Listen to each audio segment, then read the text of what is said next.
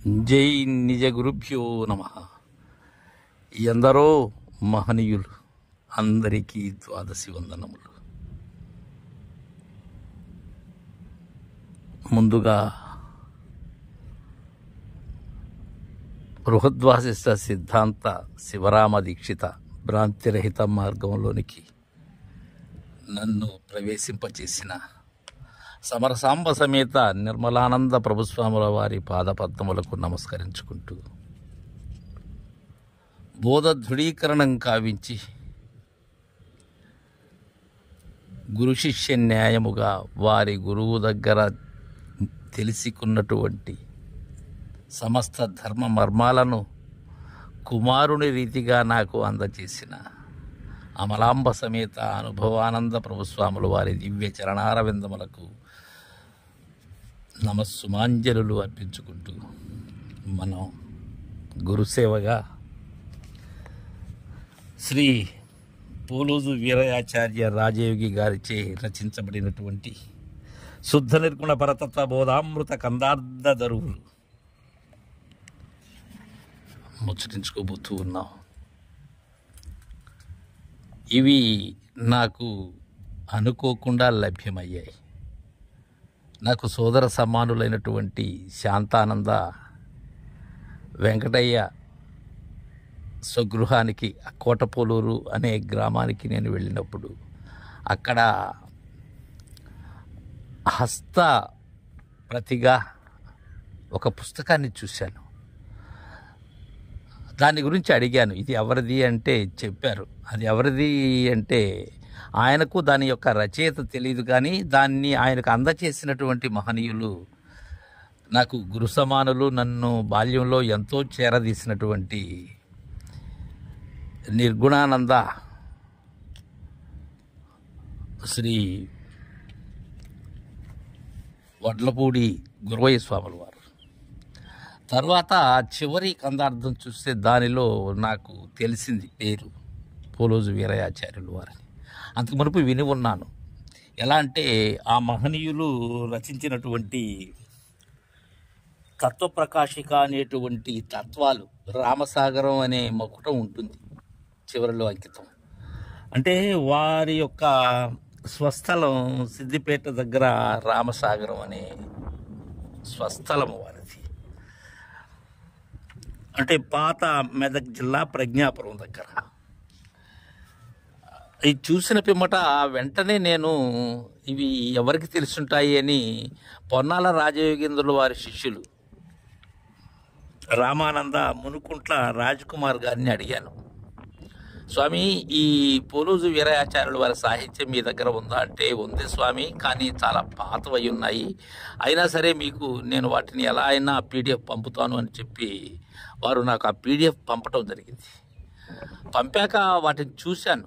చూసిన పిమ్మట ఎంత అద్భుతంగా బోధ దృఢీకరణ కోసం మొత్తం 160 కందార్థములు 16 ప్రకరణములుగా సభా విజ్ఞాపన మొదలుకొని గ్రంథ సంపూర్తి వరకు కూడా అంత అమోఘంగా రాసున్నారు. చాలా ఎట్టంటే ఆ 140 కందార్థములు కూడా అంత బాగా ఉన్నాయి. ఈ పరిపూర్ణ బోధలో శివరామ దీక్షిత సాంప్రదాయంలో సేవ చేసినటువంటి మహనీయులలో అగ్రగణ్యులు అచిలర్షి దయానంద పొన్నాల రాజయోగి గారు, భూమానంద మందిపల హనుమంత రాజయోగీంద్రుల వారి శిష్యులై, అంతకు మునిపే లక్ష్మణ దేశికేంద్రులు వారి అందరితో కూడా బాల్యం నుండే సుమారు 10 సంవత్సరాల వయసు నుంచే కూడా మన లక్ష్మణ దేశిక మందిరంతో వారికి ఎంతో సంబంధ బాంధవ్యాలు ఉండేటువంటివి. ఆ చిరుప్రాయముననే వెంకటేశ్వర అవధూత వారి దర్శన వాక్యం వారి 13వ సంవత్సరంలోనే కలిగింది. ఉద్యోగరీత్యా వరంగల్ వెళ్ళటం, అక్కడ భూమానంద హనుమంత రాజయోగిని దర్శించుకోవటం, వారి దగ్గర ఉపదేశాన్ని 1921లో తీసుకున్నారు. తర్వాత భూమానంద స్వాముల వారు వీరికి బోధాధికారాన్ని 20-10-1931 సంవత్సరం ఇవ్వటం జరిగింది. తదుపరి శ్రీ దయానంద పొన్నాల రాజయోగి గారు సంపూర్ణ భారతయాత్ర గావించారు. నిజంగా నాకు అనిపిస్తుంది ఆ మహనీయుని యొక్క శాఖ లేని ప్రాంతం లేదు. అలానే వారి శిష్యులు కూడా పరిపూర్ణ బోధలో ఉద్దండులైనటువంటి మహనీయులు. శివరామ దీక్షితీయ ఈ భ్రాంతిరహిత మార్గము ఏదైతే ఉన్నదో దీనిని ప్రచారం చేసే దాంట్లో సఫలీకృతులైనటువంటి వారిలో పొన్నాల రాజయోగేంద్రుడు వారు కూడా ఒకరు.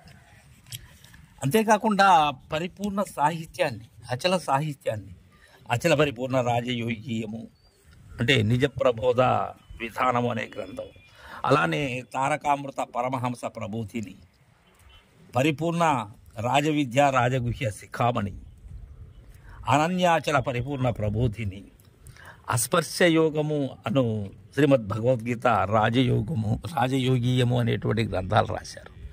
ఇవే కాకుండా కృష్ణప్రభుల వారి కందార్థములకు కందపద్యములకు చక్కటి వ్యాఖ్యానాన్ని అందజేశారు. మహనీయులు 86 సంవత్సరములు జీవించి 21/10/1985 సంవత్సరం వారు బయలులో బయలయ్యారు. అలాంటి పొన్నాల రాజయోగేంద్రుల వారి శిష్యుల్లో మన పోలోజు వీరయాచార్యులు వారు చేసినటువంటి అచల సాహిత్యం వినలేనిది.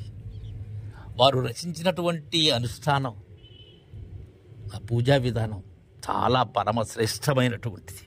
అదేవిధంగా అచల పరిపూర్ణ బుర్రకథ, ఇవన్నీ ఆ మహనీయుని యొక్క రచనలు. ఇక ప్రస్తుతం మన ఈ కార్యక్రమానికి ప్రోత్సహిస్తూ స్లైడ్ చేస్తూ ఉన్నది పొన్నాల రాజయోగేంద్రుల వారి శిష్యులు. చివరిలో 1983 అనుకుంటాను, రామానంద మునుకుంట రాజకుమార్ గారు, వారి ధర్మపత్ని రాజేశ్వరి అమ్మగారు 2 సంవత్సరాల పాటే ఉన్నారు. ఉపదేశానంతరం పొన్నాల రాజయోగేంద్రులు తర్వాత పాటల పండరీనాథ్ గారి దగ్గర బోధను సంపూర్ణంగా గ్రహించాను అని నాతో చెప్పడం జరిగింది. అదేవిధంగా మనకు గ్రూప్స్లో మానసగల్లు వెంకన్న గౌడ్ గారు, ఆ గ్రూప్ పేరిట మనకు అనునిత్యం మంచి పోస్టింగ్లు పెట్టేటువంటి రామానంద నంగిరెడ్డి రామిరెడ్డి స్వాముల వారు, వారి ధర్మపత్ని కమలమ్మ తల్లి గారు, వీరు పొన్నాల రాజయోగి గారి నేరుగా శిష్యులు. వీరు ఎంత అదృష్టవంతులో, ఎంత భాగ్యవంతులో. అలానే శుద్ధానంద ఎంఎస్ రెడ్డి గారు, వీరి ముగ్గురితోనూ నాకు పరిచయం ఉన్నది. నిజంగా నా పుణ్యోదయం అనుకుంటాను. అంతటి మహనీయులు పొన్నాల రాజయోగేంద్రుల వారి శిష్యులు నాతో వారు ముచ్చటించడం అనేది. అదేవిధంగా నేను ఈ కందార్థములు చేస్తాను అని అన్న వెంటనే శ్రీ రాజ్ కుమార్ గారు ఆ పీడిఎఫ్ పంపటమే కాకుండా వాటిని టైప్ చేసేటువంటి బాధ్యత కూడా, స్లైడ్స్ తయారు చేసే బాధ్యత కూడా ఆయనే తీసుకోవటం నిజంగా చాలా గొప్పతనం. ఇంకొకటి ఏంటంటే వీటిని ఆలపించేందుకు మొదటి నుంచి కూడా వెంకటేశ్వర దూత ప్రభుస్వాముల వారు శిష్యులైనటువంటి భూమానంద మందిప్పల హనుమంత రాజయోగీంద్రుడు వారివి కానీ, అంతకు మునిపే భద్రాద్రి రామశతకం, ఇంకా పొన్నాల రాజయోగి వారి సాంప్రదాయంలోనే ఎలపకుర్తి వారి మానసిక స్తోత్రం, జాలమాంబ, ఇంకా లెక్కలేనన్ని కార్యక్రమాలు గురుసేవగా చేస్తూ ఉన్నారు అభయరాజిత శ్రీమతి మోసా రాజశ్రీ గారు. వారి తల్లిదండ్రులు కూడా ఈ పొన్నాల రాజయోగేంద్రుల వారి శాఖే. మొత్తానికి పొన్నాల రాజయోగి శాఖ వారితో నేను కలిసి ఈ ప్రయాణం చేయటం నా పుణ్యోదయంగా భావిస్తున్నాను. ఎంతటి గొప్ప శాఖ! మన నరసాపురం ఎలపకుర్తి వీర వెంకట రామచంద్రరావు కానీ, అలానే పూర్ణానంద కొండమడుగుల వెంకటరెడ్డి వెనిగల్ల గుంటూరు వారు కానీ, వీరంతా పొన్నాల రాజయోగేంద్ర వారి శిష్యులు. అలానే పూర్ణానంద కరివేటి నరసారెడ్డి ప్రొద్దుటూరు వారు. ఇక అమలానంద పాటల పండరీనాథ్ వారి గురించి తెలియని వారు ఉండరు. అమోఘమైనటువంటి అచల సాహిత్యాన్ని అందజేసినటువంటి మహనీయులు గద్వాల. అలానే ఆగోలు సంగయాఖ్యులు మహనీయులు బచ్చన్నపేట వరంగల్ వారు. ఇక మానసగల్లు వెంకన్న గౌడ్ తన తుది శ్వాస వరకు కూడా గురుసేవలోనే చరించినటువంటి మహనీయులు. ఎంతో సాహిత్యాన్ని, ఎన్నో తత్వాలు మనకు అందజేసినటువంటి వారు, శ్రావ్యమైన గొంతుతో ఆలపించేటువంటి వారు.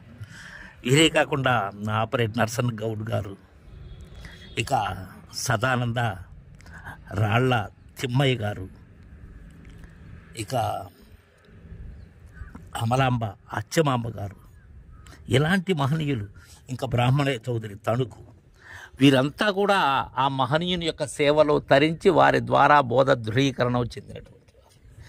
ఇక ఈ కందార్థముల విషయం మనం గమనించినట్లయితే శుద్ధ నిర్గుణ పరతత్వ బోధామృత కందార్థ దరుగుల పేరిట వీటిని రాశారు ఆ మహనీయులు.